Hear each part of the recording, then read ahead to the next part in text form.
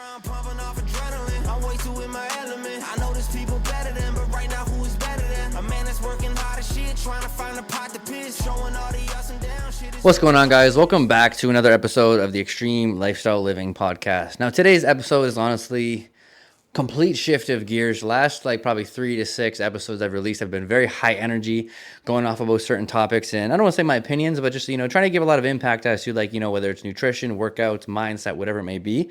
And I'm just trying to, like I said, rejuvenate some of the energy that I used to have for this podcast, because coming into the rest of this year, I really want to start taking this a lot more serious. Podcasting is my, I don't want to say full-time gig that I wanted to be one day, but I really do enjoy the whole conversation side of things. Obviously, I'm a gabber. I love having conversations, but my biggest thing is intellectual, mentally stimulating conversations, things that challenge your perspectives, looking at different concepts of life. And, I just love that stuff. And it took me a lot of years to gain a confidence within myself, to express myself, to articulate myself in a manner of understanding this. And I just take a lot of pride on that, because that's where all my confidence has stemmed from. All my confidence from any area of my life has stemmed from just the podcast and really articulating my own emotions. And if you've been listening to my podcast for a few years, I have 2 things to say. Number 1, God bless you. I gave a lot of PTSD and vulnerability in my life, so I appreciate you for tuning in for so long. But the second thing is, I gave a lot of reference on my life at the beginning of this podcast. When I first came out with it, the episodes are super, super long. And, not super, super long, but a lot more in-depth, a lot more energy, a lot more vulnerability, a lot more connection-based, because I really just wanted to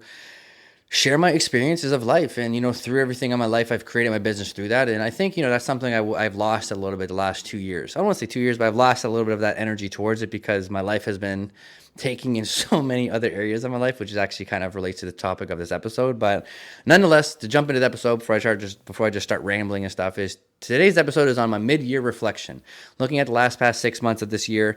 Just, I had a call the other day of quarter 2 review with the peeps, Monday Night Huddle. If you tune into those, then you would have been a part of this call. If not, then, obviously come to the fucking call. What are you doing? And if you're not a client of mine, then obviously if you want to jump on the call one of these days to see what it's about, don't hesitate to reach out. I'd love you to come on the call and see what we do every single Monday, 7 p.m.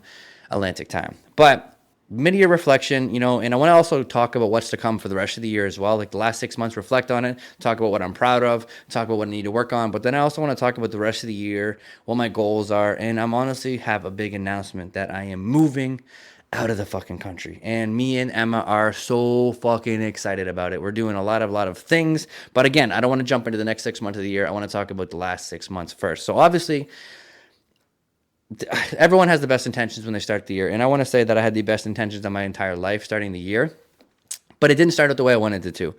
January and February for me were super rough. Not from anything crazy of this boohoo, I'm a victim, but I got sick 2 or 3 times. I got sick twice. I had a virus, and then I had the flu. And again, it's not boohoo me, but this was 2 different instances within a 6-week period. And I don't get sick. And yeah, sure, the man cold is real. When men get sick, they're fucking babies. It is what it is. I'm a pussy when I'm a fucking baby. Or when I'm sick, sorry. I'm a baby. Whatever verbiage you want to use. I don't want to be offside, or not that I ever worry about that too much, but I was down bad. I got this virus where I was sick. I had a stomach flu or stomach bug virus for 3 or 4 days, where I was literally throwing up and everything else you can imagine come with that for 3 or 4 days. I went from 210 pounds down to 183 pounds. Then I started to get better, and then my cousin got shot and murdered. He was shot 6 times and was taken from us. And that was a very, very hard time for me. My first time dealing with grief. And I don't want to say he wasn't that close with me, because I don't want to disrespect the people that were and are close to him in this day and stage of life. We had a very brief time in our life where we were super close. And at the end of the day, it's family, right? So, obviously, even me, the way I'm explaining it goes to show the whole articulation of the grief is hard, right? Because I don't ever want to come off left or right. But, that was hard. And when I went to his funeral, there's a flu outbreak, which then that's where I got the flu. And then it was just a rough 6 to 8 weeks. I remember just being I just praying, I was just I just want to just change everything that I'm doing with my life from 2 standpoints. One, obviously, the passing of my cousin was really eye-opening as to how short life is.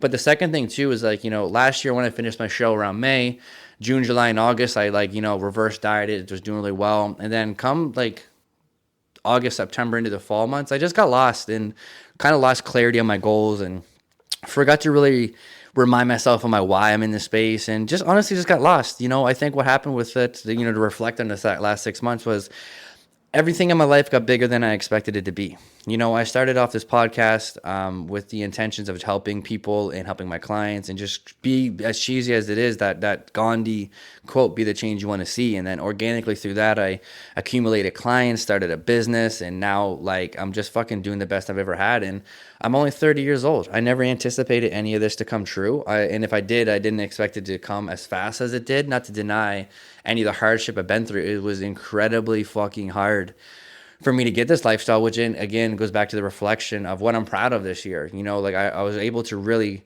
find my why, go back to clarity and figure out my purpose. And, when I went to Houston, it was a little bit of a work trip, and it was all of a work trip, but I got to hang with people I truly, truly love. And the biggest thing I learned about that was just my main motivating thing in life is impact. Obviously everyone wants to make a lot of money and have a lot of income. Everyone wants to have all these different like tangible things, but I don't get motivated off of money as much as I do impact. I want to see people succeed. I want to see people heal. I want to see people win.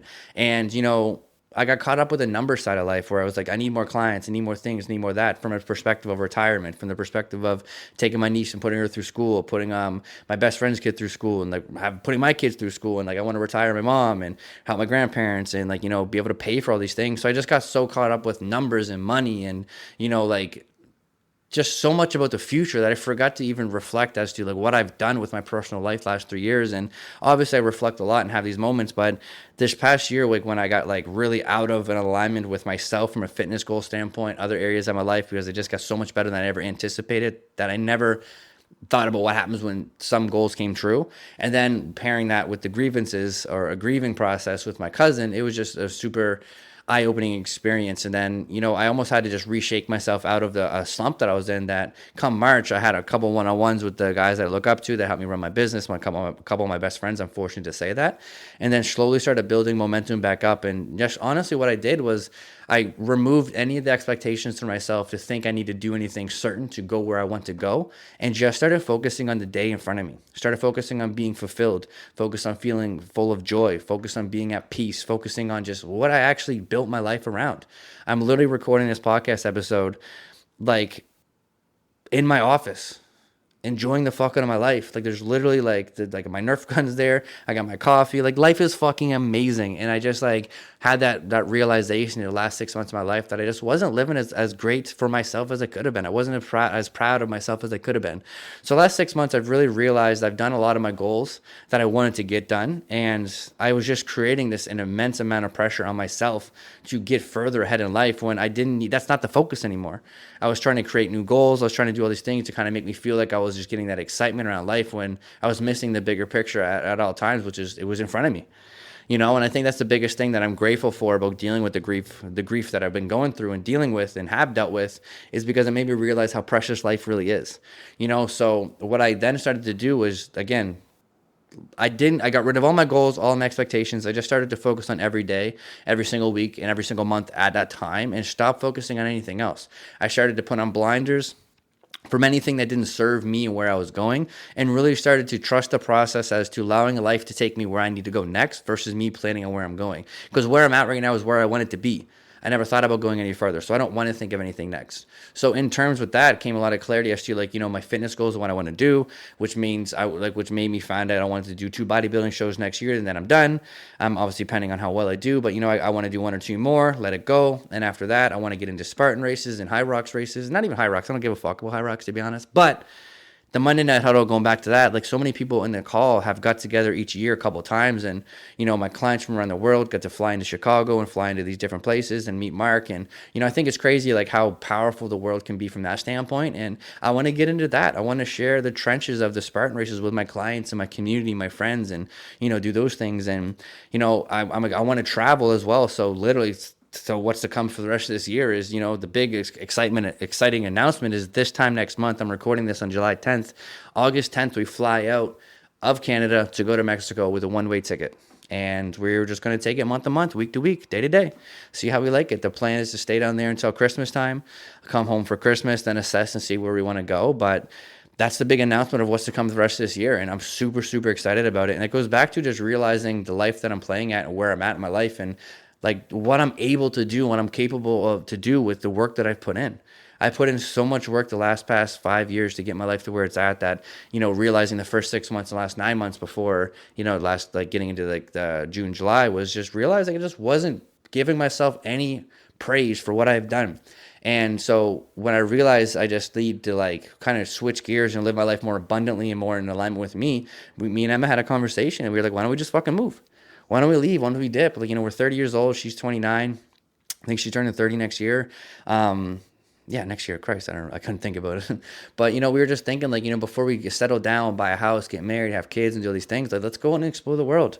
Let's go down south. Let's go down to different places in Mexico, different places in the south, down south, and anywhere. Let's go to Colombia and all those areas as well. And, let's come back here during the summers, and let's go over out west, or not west, over Europe, and see things over there. And, other than that, like, we really just want to double down on the businesses, and, like, really start treating getting more clients on the team, and really start scaling the business. Or we want to focus on our client acquisition, meaning, like, taking care of every single person we're working with, and just serve on so many different levels that we know we're capable of.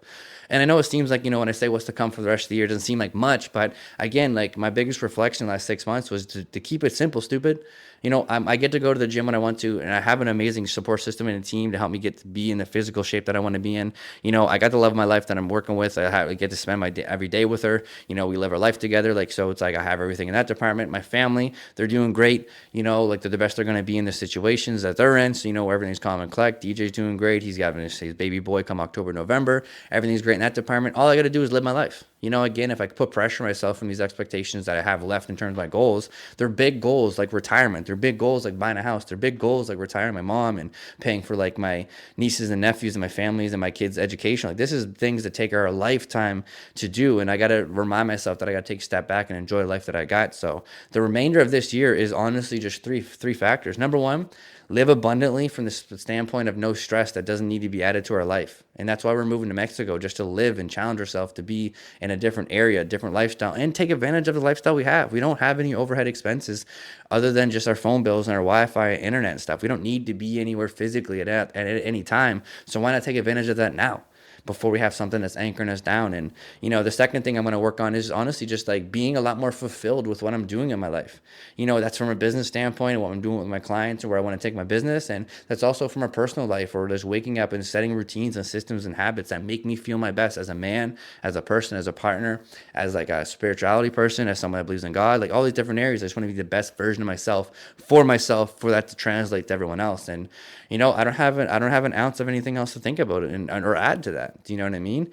I really realized the gap in my mental health from not being proud of myself. And, that's why I'm on that big stick of that right now. I'm telling everyone, like, yeah, sure, we can talk about where we want to go and how much further we got to go in certain areas of our life. And we can talk about what needs to be done in terms of the glass is only half full. The grass is greener on the other side. But none of that matters if you're not giving yourself a leg to stand on with what you fucking have now.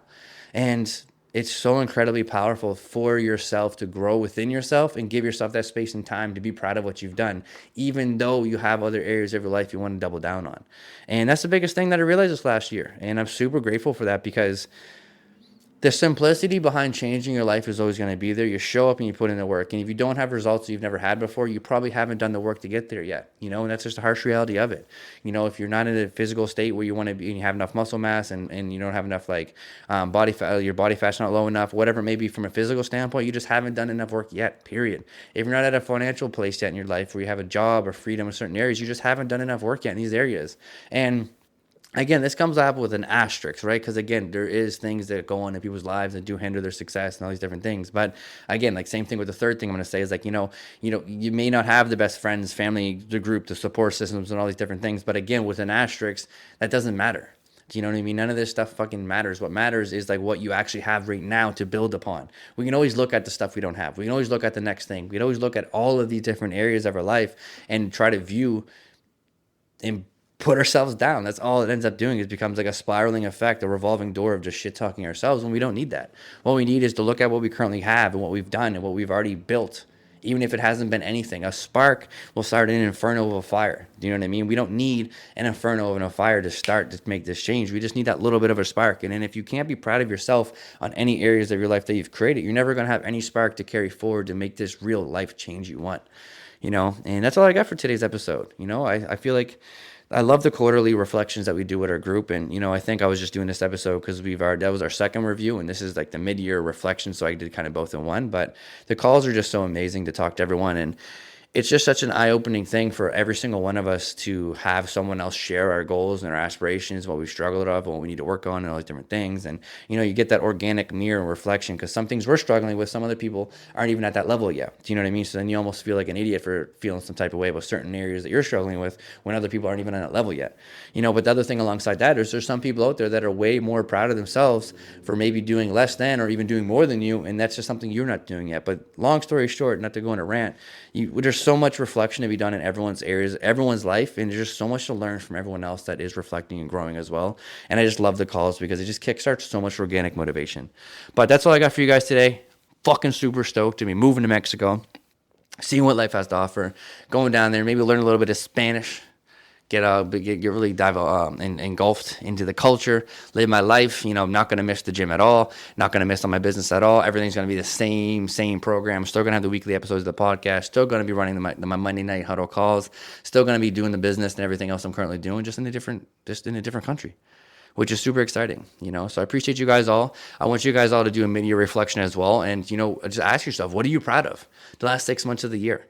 What do you need to work on? And be super honest. Be honest about what you're proud of. If you're proud of how you've been showing up in the gym, how you've been showing up for yourself, showing up for nutrition, the people around you, your job, fucking sit down for 5 to 10 minutes and be proud of that. And then also, don't be a one-sided piece of shit. Go to your other side of the coin, which is the stuff you need to work on, and be truthful with yourself. What are the things you need to work on? Do you need to have a tighter schedule? Do you need to protect your boundaries? Do you need to meal prep more? Do you need to show up in the gym more? Do you need to get up when your alarm actually fucking goes off? What are these small little things that incrementally can compound to change your life? We have 6 months, or about 5.5, 6 months left of 2025. In this 6 months, you're going to be in an entirely different area on all fronts in your life if you decide to show up and be honest with what you need to work on. So the rest of the year, we got 6 months, you know what I mean? So let's do some reflection. Let's make sure we're reflecting on what we're proud of. Let's make sure we're also being super, super integral in terms of what we need to work on. And then once you get the plan in front of you, let's put in the motherfucking action. Because I don't know about you guys, but come this Christmas time, when I come back to Nova Scotia, come back to Halifax to see the family and friends and everything like that, I'm going to look back and I'm going to make sure that I exceeded my expectations once a motherfucking game. But other than that, I appreciate you guys all. Hope you guys have a blessed motherfucking week. Let's keep doing what we do best, which is show the fuck up and lead from the front. Let's go. Bro, I'm pumping off adrenaline. I'm way too in my element. I know there's people better than, but right now who is better than? A man that's working hard as shit, trying to find a pot to piss. Showing all the ups and downs, shit is filled with opera.